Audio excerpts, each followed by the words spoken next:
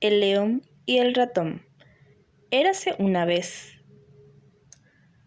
un ratón que salió de su madriguera y se encontró un enorme león. Por favor, león, no me comas. Puede que un día me necesites. El león le respondió: ¿Cómo quieres que te necesite con lo pequeño que eres?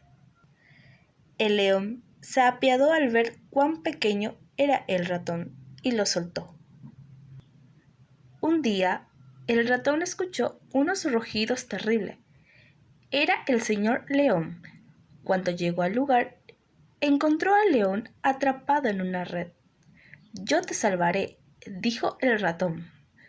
«Tú eres demasiado pequeño para tanto esfuerzo». El ratón empezó a roer la cuerda de la red. El león pudo salvarse. Desde aquella noche, los dos fueron amigos para siempre.